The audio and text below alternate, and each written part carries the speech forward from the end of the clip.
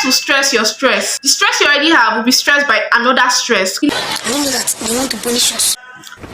If I tell you that I'm thinking straight, I am lying. I don't even know where the camera is on this phone anymore. Hi. Today, bon appetit. Merry Christmas, because today is Christmas Day. I'm going to be telling you guys, sorry, please don't mind me. If this is your first impression about me, I'm so sorry. But food is good.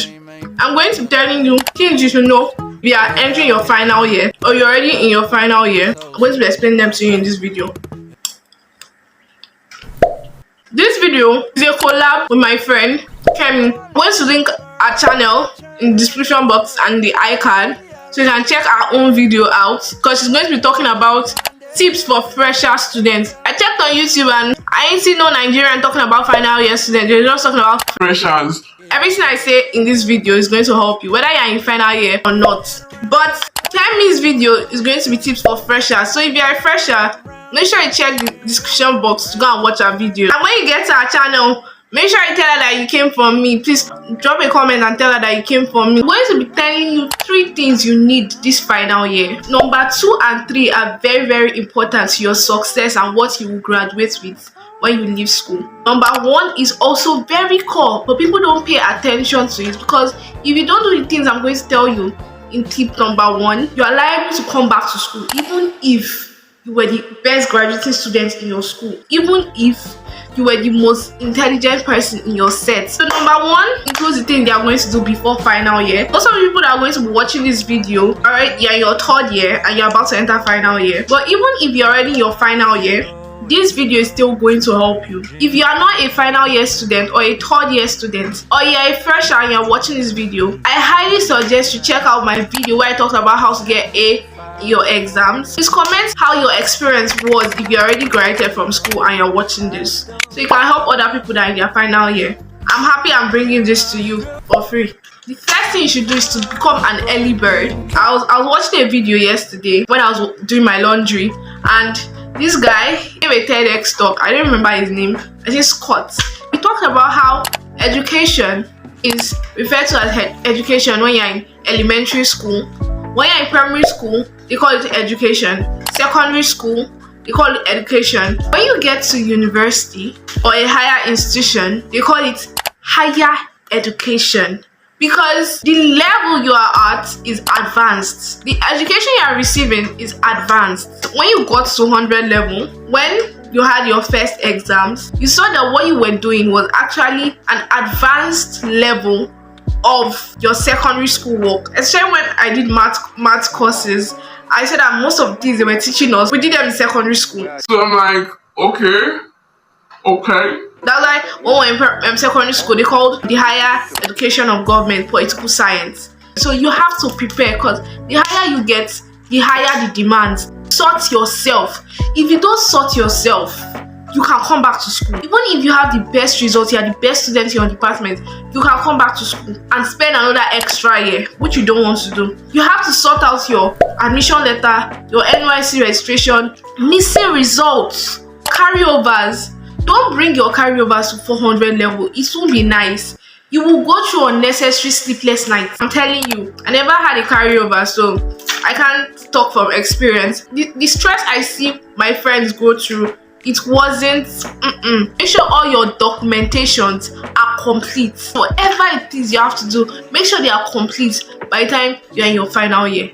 Prepare project topics. If you can prepare like 30 project topics, and out of those 30 project topics, have 3 that you personally have an interest in. If you want to do a video on how to pick project topics, I'll be so happy to do it for you guys. I'm not a lecturer, I'm not bragging on any rights, but I'll be so happy to help you. Tell me in the comment section. If you have 3 that you're very interested in, you'll be able to do your personal research on them. You can read about them. So by the time you read about them, you'll be able to explain your objective. You might not really understand this now, but hopefully I'll make a video about project topics. Now let's talk about the things to do when you enter your final year. The first thing is to be close to your supervisor.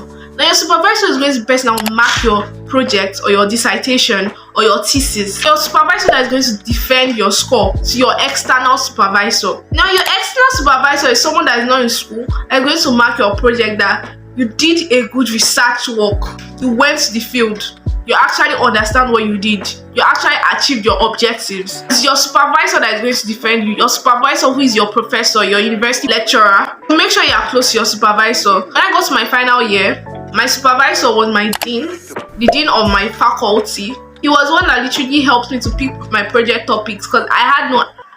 See, Sam, I had no knowledge of this project. Nah. But by the time we came second half of the semester, to complete the semester from Christmas holidays, by the time we came back to school, my dean had died. So, you know, I told you guys in this video that you guys should expect the worst. Plan for the best, expect the worst. Like, a lot of things went through my head at that period. Like, I was traumatized. Like, but I got a new project supervisor. I did not like my project supervisor. In case he's watching this video, now I like him. We are on good terms now. And he was the one that helped me through my project. A lot of people helped me through my project. My HOD helped me, my parents helped me, like literally everybody I knew helped me on my project. But my supervisor he's the person in charge. Because if you're not close to your supervisor and you hate your supervisor, how do you want to pass? They will surely frustrate you, no matter how they will surely frustrate you, but it's for your own good, and at the end, the glory is worth it all. The last thing you should do when you enter your final year, plan your dissertation. Plan how you have a clear dissertation. I think I'm going to actually do another video. If you guys really want me to do a video, let me just know. If I can't, I'll tell Kemi to do it. You need to have a clear breakdown of your dissertation. Let me explain that to you. Your dissertation is going to be divided into 5 parts: chapter 1, 2, 3, 4, and 5. Before that, if your school demands a project proposal, you are going to write a project proposal on why you want to conduct this research work, why you want to embark on this project. But other than that, you have to have the objectives down. You have to have a problem you are trying to solve. Once you have a problem you saw in the society that is related to your course of study, you can go for it. You can start getting materials, start reading, you can start watching videos, you can start going to places where you can get information about that problem and how to solve that problem.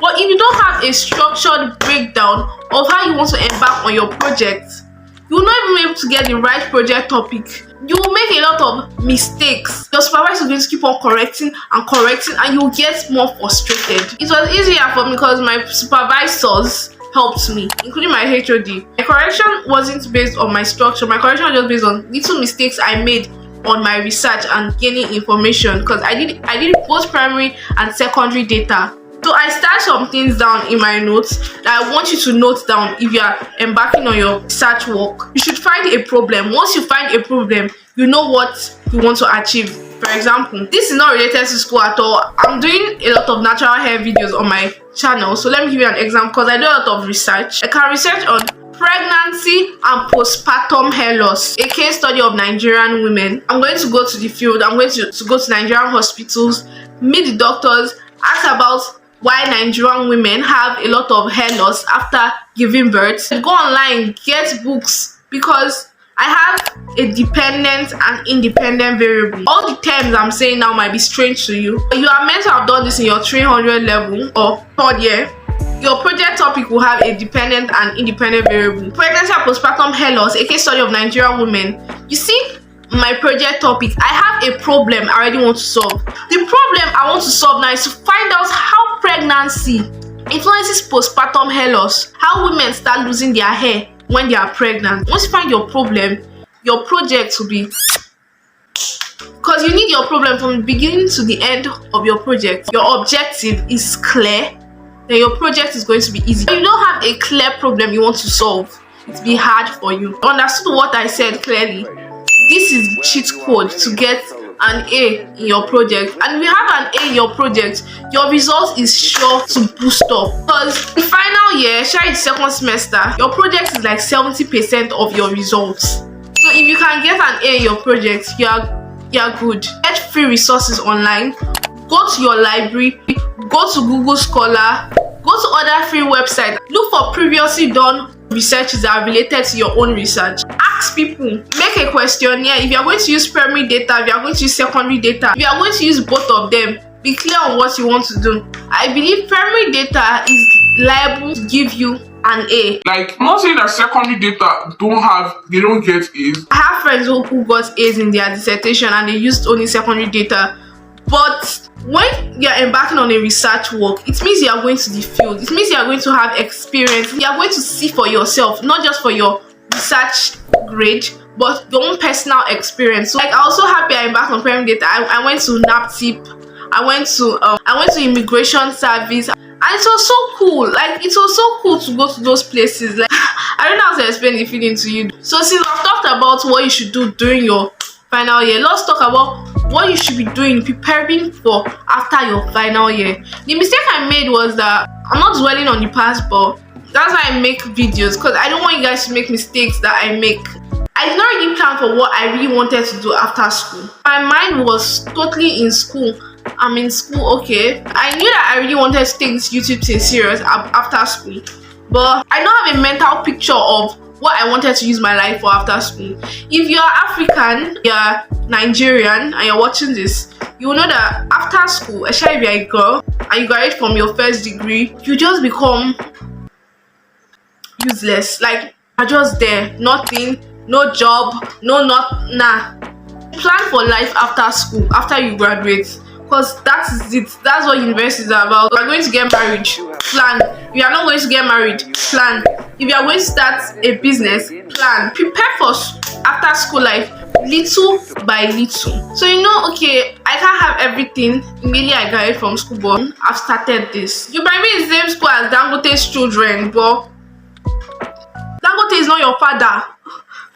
You know yourself. So have you liked this video? Please tell me I've liked this video. Really, it's helped me a lot. You guys don't know, when you like my videos, not only does it boost my confidence, but tells YouTube that this girl is actually dedicated. Chill. You have to rest, because it is the end. Like, you had 100 level, you had 200, 300, 400.